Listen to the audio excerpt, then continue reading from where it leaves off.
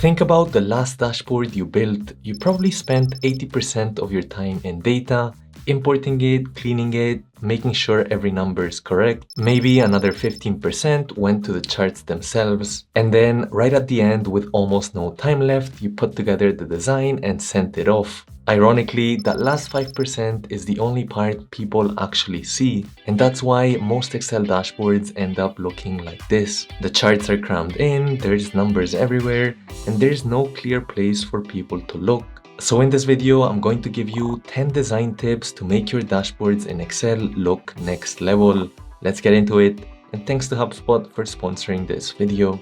Step 1 is to hide the clutter, and this might sound a bit counterintuitive. Most people think of adding more things instead of less. Over here is a dashboard, and the first thing we should strip are these grid lines in the back that we can see to the side that we don't really need, so we can just go over to View and click on grid lines to get rid of those.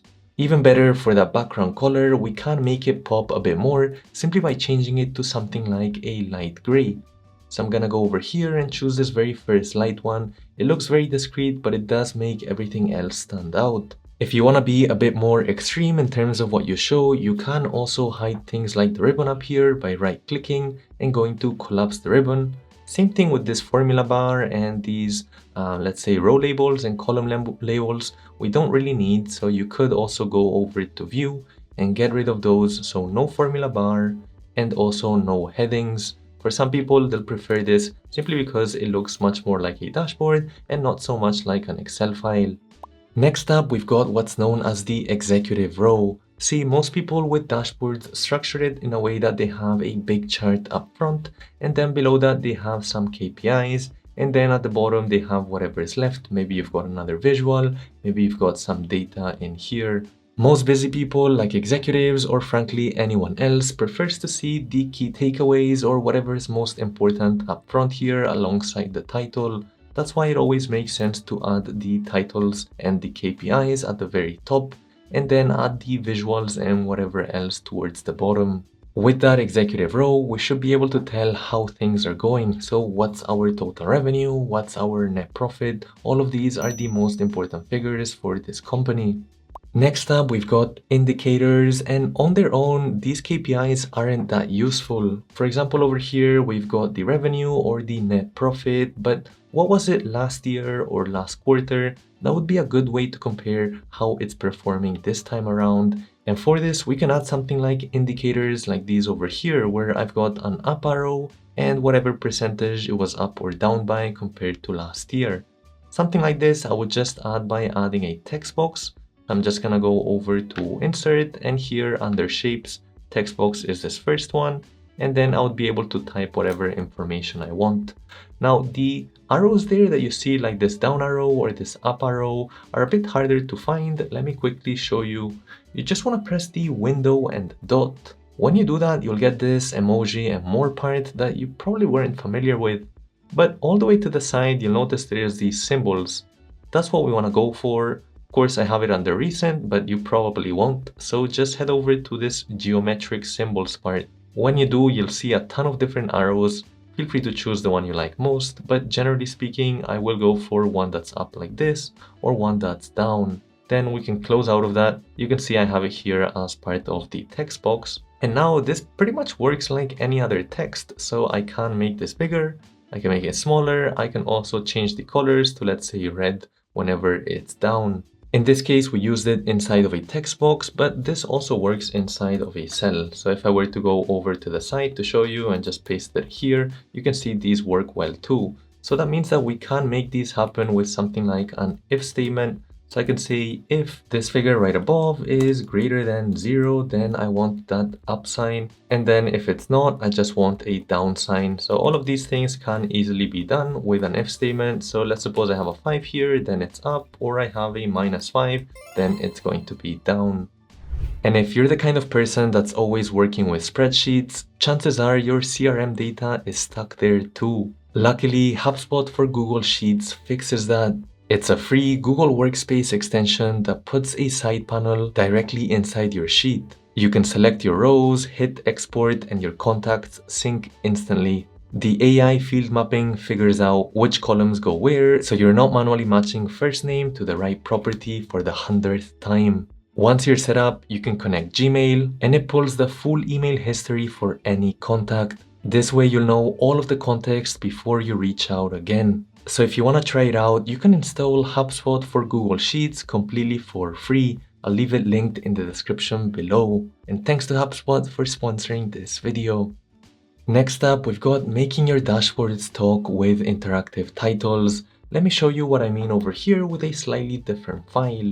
You can see that I've got 2025 company financials for Nike. And here in this drop down, if I were to change from Nike to Apple, you'll notice that just updated not only up here, but also down over here, it now says Apple instead of the Nike that we had originally. Same thing over with the years. For 2026, these update across all of these visuals. Doing this is actually surprisingly easy. You'll notice I have some ampersands, and not to confuse you, let me start this from scratch so you can follow along. So first, you just need to type an equal sign, and let's suppose that we want to show the year first. So we're just going to select this year toggle. That's the one that we can move around. Then we'll put an ampersand and then add quotations. So the quotations are basically when we're looking for any text that we need to type, whereas we can just reference the cell directly whenever it's an actual cell. So here I can say company financials, add a space and a quotation, and ampersand again for the company name. So hit enter there and it should say 2026 company financials Nike. I can edit this so I can say for Nike, maybe that looks a bit better for Nike like that. And the same idea goes down below. It's just I've obviously changed the orders, so the ampersands are always wherever there is a quotation before or after. Here you can see I've even just added a space in between. You can also do that to add a bit of separation. If not, it would just say Nike 2026 without that space. The next design tip is trying to make it interactive, and ideally you should be using things like pivot tables or tables in the minimum. As you can see right over here, I have some for this sample dashboard that I've made. And you notice over on the side, we have these things that are called slicers. So if I click on these basically work like any other filter, except that they look a lot nicer. And if I click inside of one, you'll notice under slicer, I see all of these different options. So by default, they look something like this, which quite frankly doesn't match this look here, and it is pretty ugly. In this case, you can see that I've made my own template. So simply by clicking on it, I'm able to make all of those changes at once. And let me quickly show you how to add a slicer just based off of some sample data. As you can see here, I have some pivot table data. I'm gonna go to pivot table analyze, and within this area, I can click on insert slicer. Let's suppose that I want one by industries, press on OK, and I've got all of these different options. Because I've made that template, I can go ahead and use it. Instead, if you want to make your own custom design like I have over here to the side, here's the steps you need to take. Just go to this drop down, click on new slicer style, and this is where you need to customize everything. I will say though, this is a very tedious process. Luckily, at the very end, you will have a template that you can reference going forward. Next up, we've got a navigation bar, and if your dashboard has multiple sheets like this one over here, having a navigation bar over to the side can be a very smooth way to navigate around all of these sheets. In this case, you'll notice that whenever I click on one, it does change colors as well. That's actually surprisingly easy to make. Let me quickly show you over to the side. I've created a new sheet, and all I need to do here is either change the fill color here. So I can either change it like this, or the other way I could do it that's maybe slightly more customizable is going to insert and just adding a shape. This way I can add things like a gradient fill. That's something that we'll discuss a bit later in this video. So once I have this first step, I just need to add some data within it. So for instance, I can add a new shape. So I'm gonna Control D to duplicate that. Let me make this one obviously a lot smaller. So that's an area that we would be able to click inside of this. So I'm just gonna call this something like a test and make sure I center all of this and make it a bit bigger so we can just see it. Right now, it's not gonna do anything though, right? It's just a shape. So what we need to do is add a hyperlink by right clicking. And here we're gonna go to link. The shortcut there is just pressing Control K. So where do we want this hyperlink? We can also go to something like an email. So whenever they click on it, it goes to a specific email or just a place in this document, like going to another sheet. That's how you would make a navigation bar. So if I click on test right now, you'll notice that this is gonna take me to this welcome page, which is just what I've said. So basically for each sheet, I've just gone ahead and changed the shape color. So whenever we go to the purchase end right here, then we added the shape lower down. Then if I go to cash flow, I want the shape to be here and so forth. So it is a bit of a manual process, but at the end, you'll get a very smooth navigation bar like this. Next up, I want to show you how to make your KPIs and other visuals pop or stand out. If we look over here, this is a dashboard that I just made with Claude.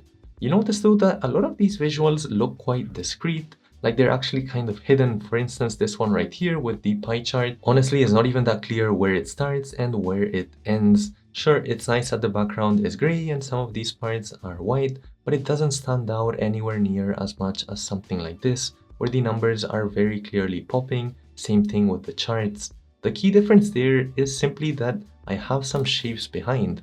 So if I had left it like this, or same thing down over here, let me just quickly delete that, you notice that they don't stand out anywhere near as much. So let me show you how you can add these shapes. All I'm actually doing here is let me go over to the side, insert a shape. I typically like to go for a rounded one and make sure you've got no borders around it. It's a bit annoying. The default is to have an outline. So we just want to go for no outline. And I also always want to add a shadow that's on the bottom right, like this one. Now I can change that fill color. Let's suppose here that I go for a darker blue, and you'll notice just how much this one pops out because of that shadow. Inside of that shape, one extra feature you can add is a gradient. For instance, we've got right here this bar to the side, which is the navigation bar. If I change this to just a blue color, you'll notice how much it changes. It's nowhere near as sleek or premium looking as it was before just by adding that simple shadow. So to add this is actually quite simple. Let me right click on it. So right now it's just in blue, right? Right click, format shape, and over to the side under fill. Instead of a solid, which is what most people use, you want to go for a gradient. Here you're going to have gradient stops. So this is basically when you want it to switch to another color. In this case, we don't need that many. We can X some out like this. And let's suppose that we go from a very dark blue, like this one, all the way to a lighter one. And you can see over to the side as I'm moving this, all of the shape color is changing there. So feel free to adjust to one that you like. And you're not limited to the edge, so you can bring these in as well. So the top is very dark blue, as you can see over here. Going up to the next design tip, and here we've got highlighting the only thing that matters. Let me explain over here with this sample visual. So I've just got one chart, it's the revenue, and it looks like we have a few competitors and our company in the middle. Right now, it took me a while to realize that because it's not very obvious that we're analyzing our company here. So what you want to do is try to make this stand out. So for instance, I can change all of the colors to a dark blue and just have this middle one, which is our company, in a more vivid color like this red, or any color that's frankly not that blue. Now it's very obvious that, okay, this is our company that we're dealing with. And from here, we can make some further changes like deleting these grid lines that I don't think they add too much value. I can right click, add some data labels. Maybe for this company's only, I can bolden it and also change it to a red color, so that part stands out a bit more as well. Now it's very obvious once you see this chart that we're looking specifically at our company and how that compares with all of the other ones. I find this is especially important when the data is quite similar. Like here we have two values that are matching at 3.8. If you don't like to change the color like I have here, there is another alternative, which is just going to insert, and under shapes here, we're gonna go for a rectangular shape. Let's suppose I want to select this area right here, but instead of doing it kind of like this with a shape inside, I'm gonna change the fill to have no fill. That's step one, and instead I'm gonna go for an outline with a very different style. So just by using some dashes like this, I'm gonna change those over to a red color, and I can also change the weight so they're somewhat thicker. That's another way that you can go about emphasizing a certain area, like in this case, this middle figure. Next up is having titles outside of the chart, and this sounds counterintuitive. Let me show you here with the previous example. Just gonna get rid of this part, And right now we've got this title, and we can of course move it around like this to wherever we like. But at the end of the day, it does eat up with this visual. So if I make this bigger, for instance, you'll notice that it's eating up space for the visual, which I don't quite like, and we're nowhere near as flexible. So what we're gonna do is delete this entirely, and we can just add a visual somewhere else, like inside of the cells. Here I can write our company versus competitor revenue in 2026. I can bolden this, I can also make it a lot bigger without it actually affecting the chart at all. So I can also choose to add some borders here, like a bottom border. And overall, I find this looks a lot more professional, especially once we get rid of the fill for the chart itself and also get rid of the outline for the chart. Now we just need to get rid of all of the grid lines. So let me click outside of the chart, get rid of the grid lines, and now you can see that this chart and the title look a lot more in sync. Because we've got all of these labels, we probably don't even need this part right here. So we can get rid of that. I can also make the chart somewhat thicker, so there's less space between these parts. As the gap width, I can choose to go down by 100, and it now looks something like this. I would say that's a standard style for a banking or a consulting dashboard. Tip number 10 before we get to the bonus is going easy on formatting. Let me show you what I mean here. And conditional formatting is one of those features that's most used in dashboards, like in this case for an investment portfolio tracker. And overall, this looks like a traffic light. It's not very clear what I'm supposed to focus on. I would say a good rule of thumb is to limit conditional formatting to 1 or 2 columns maximum. For instance, over here for something like the gain or the loss, that could make sense to add a data bar. So I can go over to conditional formatting and choose to add a data bar like these. If you really want to use color scales, that's possible too, but instead of going for this red to green, which I find to be quite distracting, you can choose something a bit more moderate or mild, like these over here that go from white all the way to green.